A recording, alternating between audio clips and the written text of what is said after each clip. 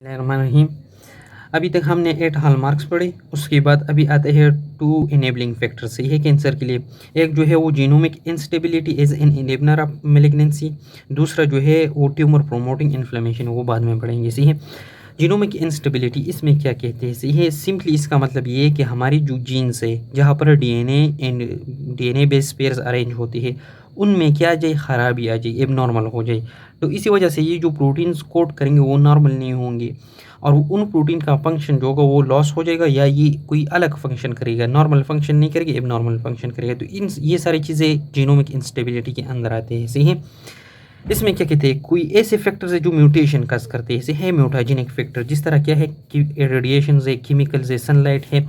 हमारी human body जो है ये खामखा इनमें से किसी एक चीज़ को एक्सपोज हो जाती है, मस्ट एक्सपोज हो जाती है। लेकिन जो कैंसर होता है वो बहुत कम लोगों में होता है। क्यों? क्योंकि ये जो फैक्टर्स है ये क्या काज करते हैं, डीएनए के डैमेज। और जो नॉर्मल सेल्स होते हैं हमारे बॉडी के वो इस डीएनए के डैमेज को सेंस कर देते हैं और फिर इसकी रिपेयर करने के लिए डिफरेंट मैकेनिज्म इख्तियार कर देता है और डीएनए को रिपेयर करते हैं। इसलिए हमारा जीनोम जो होता है वो मेंटेन रहता है, स्टेबल रहता है। अब कुछ ऐसे डिसऑर्डर्स है, इनहेरिटेड डिसऑर्डर्स या कुछ एक्वायर्ड भी है, उनमें क्या हो जाता है कि ये जो डीएनए रिपेयर जीन होता है ये एबनॉर्मल या डिफेक्टिव बन जाता है। इसलिए ये जो प्रोटीन्स एनकोड करेंगे डीएनए रिपेयर के लिए वो भी डिफेक्टिव होंगे। इसी वजह से इन लोगों में फिर कैंसर के डेवलपमेंट की चांसेस बहुत ज़्यादा होते हैं और ये हाई रिस्क ऑफ कैंसर में पर होते हैं। सही है। अब फिर उन्होंने बताया है कि जो डीएनए रिपेयर सिस्टम है ये 3 तरह के हैं। इन तीनों में जो होता है वो क्या आ सकता है, डिफेक्ट आ सकता है। एक जो होता है उसको बोलते हैं मिसमैच रिपेयर। हमारे जो बेस पेयर्स होते हैं उनमें जो होते हैं ना, थायमिन एडेनिन के साथ पेयर बना देते हैं और गुआनिन साइटोसिन के साथ नॉर्मली पेयर बना देते हैं। सही है। इसलिए जब न्यू डीएनए रिप्लिकेशन होते हैं जो ओल्ड स्ट्रैंड होता है उसके एंटीसेंस में ये अपोजिट पेयर बनता है। सही है। जिस तरह ए के अपोजिट में टी है, सी के अपोजिट में जी है और इस तरह ए के अपोजिट में क्या होगा, टी होना चाहिए। लेकिन यहाँ पर क्या आ जाएगा, जी आ गया। ये एबनॉर्मली इनहेरिटेड केसेस है। एबनॉर्मली जब ये न्यू स्ट्रेन बन जाएगा तो हमारे डीएनए जो होते हैं उनमें जो रिपेयर जीन होते हैं वो इसको सेंस कर देगा। जब इसको सेंस कर देगा तो वो क्या करेगा, इस जी को बदल डालेगा टी में। लेकिन अगर इसकी जो मैकेनिज्म है इसमें कोई डिफेक्टिव जीन हो फिर ये टी में इसको नहीं बदल सके, ये उस तरह जी रहेगा। इसलिए ये जो प्रोटीन्स बनाएंगे वो क्या होंगे, वो नॉर्मल होने चाहिए।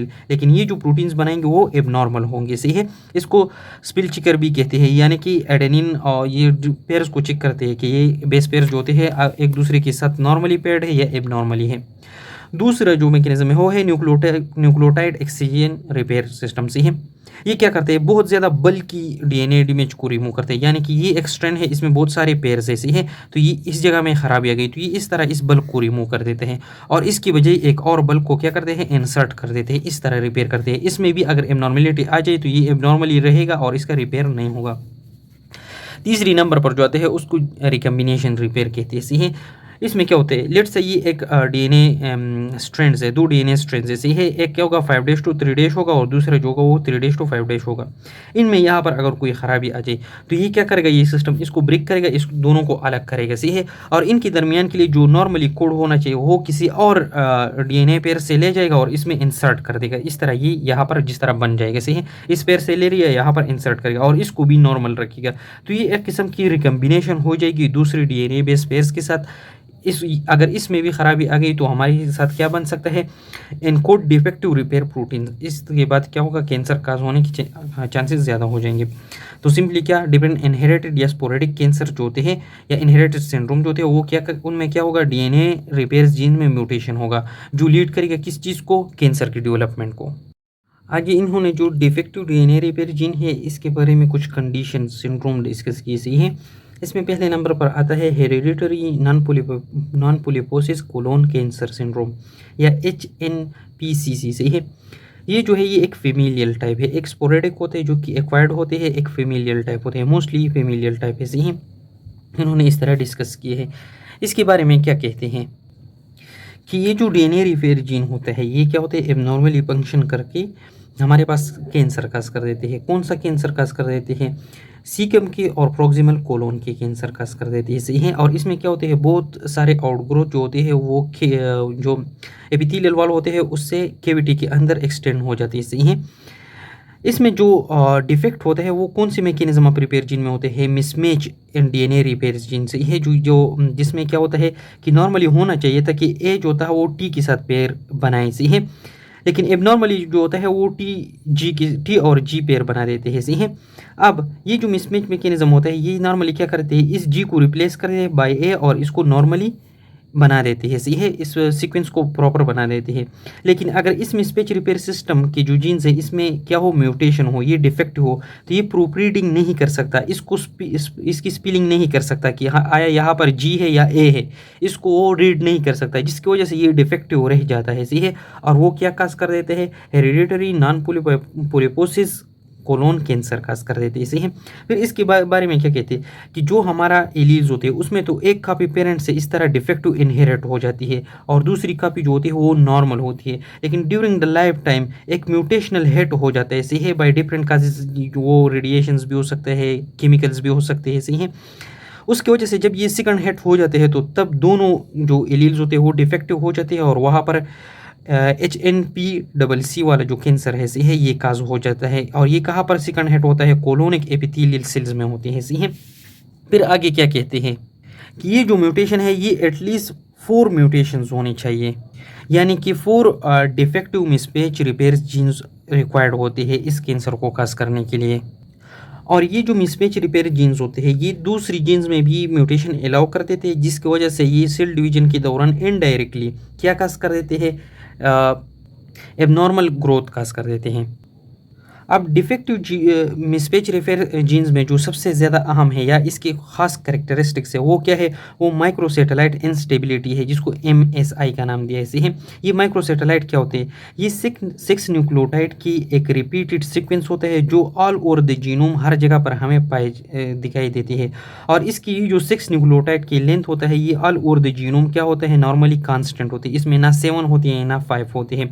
लेकिन जब म्यूटेशन हो जाती है तो इसकी लेंथ को ये अनस्टेबल कर देते हैं, फिर या तो इसमें कुछ न्यूक्लियोटाइड ज़्यादा होंगी या कम होंगी, जिसकी वजह से इस माइक्रोसेटेलाइट की लेंथ या इंक्रीज होगा या डिक्रीज होगा।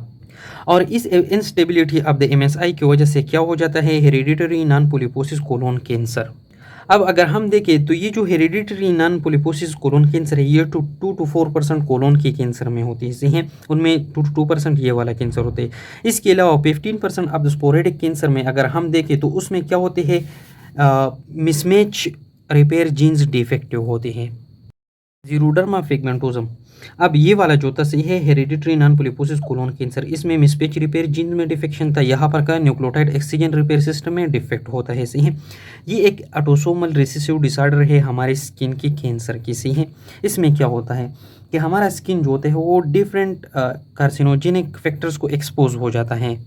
कौन से म्यूटाजेनिक फैक्टर्स को, जो वो होते हैं सनलाइट में होते हैं, जिस तरह अल्ट्रावायलेट रेज ऐसे हैं। ये अल्ट्रावायलेट रेज आकर जो पायरिमिडीन है, नॉट प्यूरिन पायरिमिडीन रेजिड्यू, उनमें क्रॉस लिंकिंग कर देते हैं।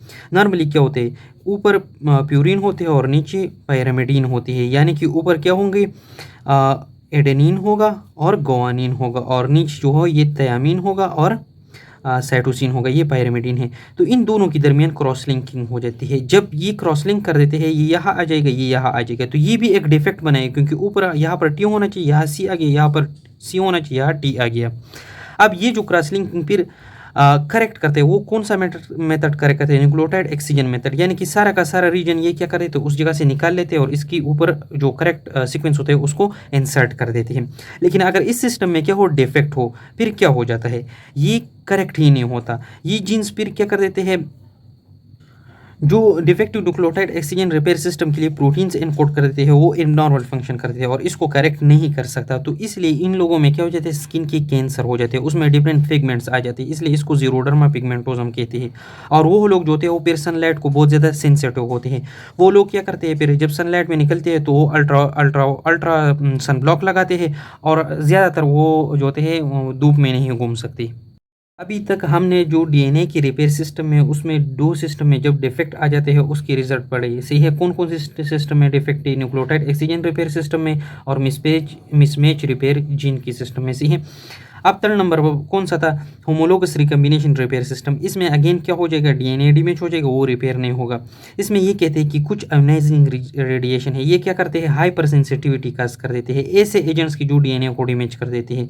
और जब ये रिकम्बिनेशन सिस्टम जो होता है ये डिफेक्टिव होता है तब इसकी रिपेयर नहीं हो सकता। एज अ रिजल्ट क्या हो जाता है, ब्लोन सिंड्रोम आ जाता है, ब्लोम सिंड्रोम या एटेक्सिया टेलेंजेक्टीसिया आ जाता है। ये दूसरी तरफ इन्होंने बताया कि नाइट्रोजन मस्टर्ड जो है ये क्या करते हैं, हाइपर सेंसिटिविटी करती है ऐसे एजेंट्स की जो डीएनए के दरमियान क्रॉस लिंकिंग करते हैं, यानी कि एक डीएनए पेयर्स को दूसरी डीएनए पेयर्स के साथ क्रॉस लिंक करके उनको रद्द-बदल उसमें लाते हैं, जिसकी वजह से वो डिफेक्टिव बन जाते हैं।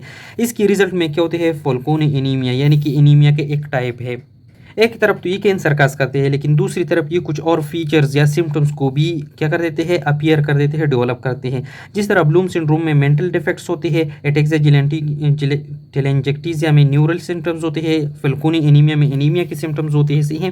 फिर इसके बाद क्या कहते हैं कि जो एटेक्सिया टेलेंजेक्टीसिया है इसमें आयोनाइजिंग रेडिएशन आ जाती है और वो एक जीन में डिफेक्ट्स लाते हैं जिसको कहते हैं एटीएम जीन, यानी कि एटेक्सिया टेलेंजेक्टीसिया म्यूटेटेड जीन। सही है। ये एक्चुअली रिपेयर जीन था। सही है। ये क्या करते हैं, एटीएम प्रोटीन है इसको सिग्नल देते थे, वो अगेन क्या कर देते हैं, काइनेज प्रोटीन की एनकोडिंग स्टार्ट कर देते हैं। और ये काइनेज प्रोटीन क्या करते हैं, सेंस करता है डीएनए के डैमेज को और डायरेक्ट करता है इसको p53 जीन को, जो क्या कर देते हैं, रिपेयरिंग सिस्टम में इन्वॉल्व होता है।